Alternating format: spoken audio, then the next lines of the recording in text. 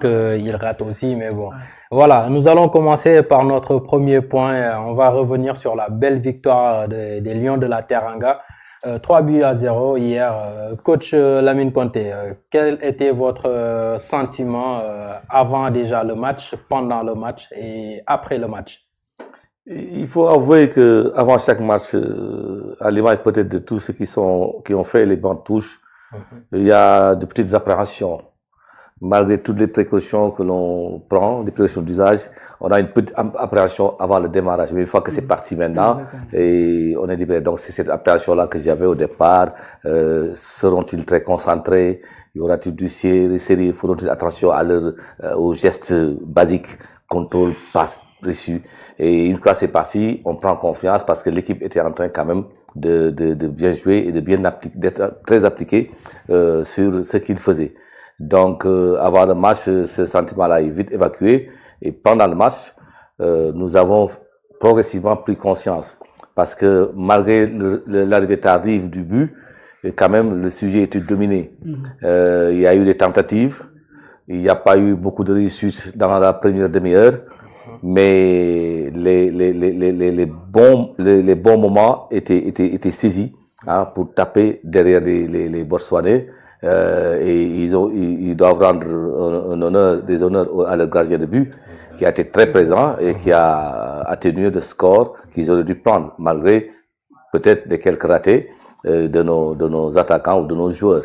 J'ai une parenthèse juste sur les occasions manquées, notamment par Jackson, mais je dis toujours aux gens que nous sommes en football. Les occasions de but ne sont pas des lancers francs comme en basket. L'essentiel déjà, c'est d'avoir ces occasions-là, d'être en bonne position et de les avoir. Maintenant, les concrétiser, ça peut être du 100%. Le pied n'a pas cette adresse de la main. Le pied, il enregistre des choses, il les assimile et après, bon, si la réussite arrive, il les met. Mais donc, c'est tout heureux. Moi, j'étais aux anges lorsque Jackson a réalisé ses 2 buts parce que je me suis dit que ce garçon est pétri de qualité. S'il prend confiance, s'il commence à marquer pour le Sénégal, nous serons tranquilles pendant très longtemps au niveau de ce poste-là. Donc, il faut l'encourager. Je pense que c'est un gosse également qui marche beaucoup au moral. La première occasion, à la 3e minute qu'il manque, s'il n'avait pas marqué de but, il risquait de plonger encore. Et ce serait des travers pour lui. Alors que ce moment-là, je pense qu'il est en forme. Au Bayern, chaque fois qu'il entre, il joue son rôle, il marque un but. Et il joue en équipe nationale, c'est depuis la disette, il a marqué contre le Congo un but important et très joli. Il marque encore contre le Soudan son penalty et il est dans le bon tempo maintenant. Donc, ceci dit, donc, le match dans son ensemble, je pense qu'il y a beaucoup d'enseignements. Sur le plan tactique, nous avons peut-être eu quelques doutes sur l'usage réel du couloir droit. Parce que Iliman, normalement préposé comme meneur, était trop présent sur le flanc de Ismaël Sarr. Ismaël Sarr, à un certain moment, il y a eu un petit embouteillage sur le flanc droit et c'était pas clair dans ce qu'on faisait. Donc Ismaël était obligé, comme à Crystal Palace d'ailleurs, de privilégier le jeu intérieur que le jeu extérieur en dévorant la ligne de touche comme d'habitude par sa vitesse. Donc ça, bon, je ne sais pas comment ça s'est passé dans la préparation, mais je pense que il y avait peut-être plus à gagner en aérant davantage ce couloir droit, en demandant à Iliman d'être plus dans l'intérieur parce que il a une capacité énorme de faire le jeu contre les blocs bas. Parce qu'il dribble bien et il peut demander, taper sur une 2 et provoquer des coups francs dangereux. Ces coups francs-là aussi sont des armes contre ces blocs bas-là. Il faut les chercher.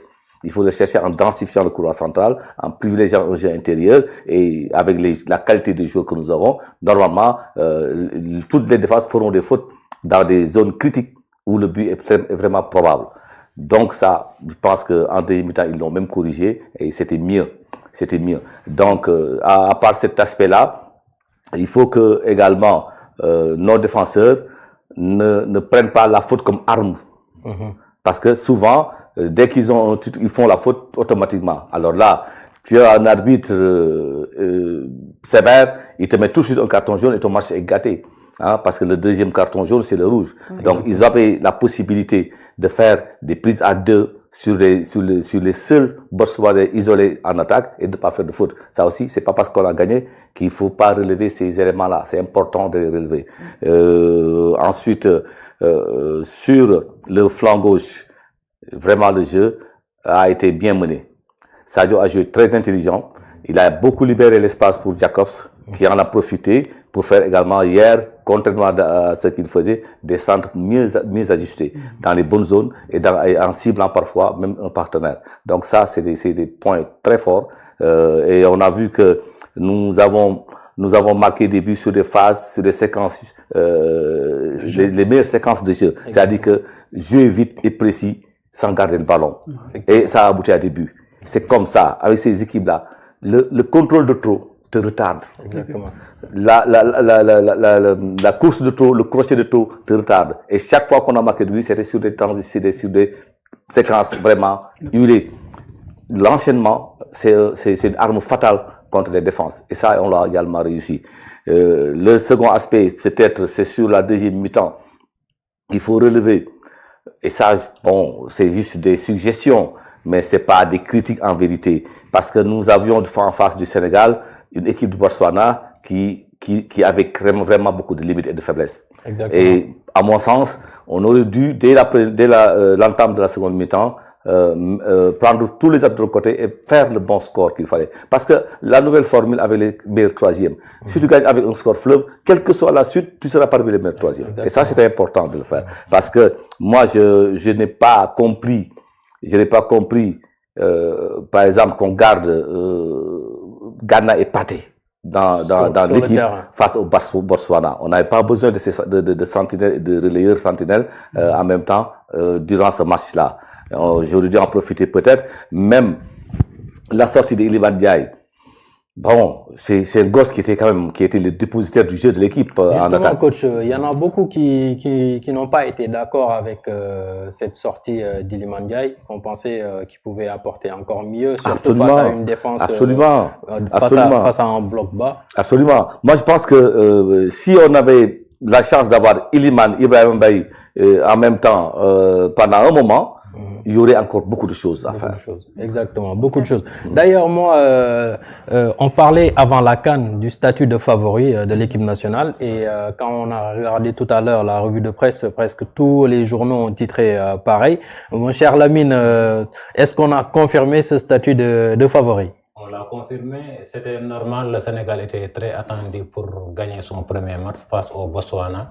Et puis, d'après les informations que j'ai eues, depuis 2015, le Sénégal n'a plus perdu son premier match de CAN. À chaque fois, le Sénégal s'impose d'entrée.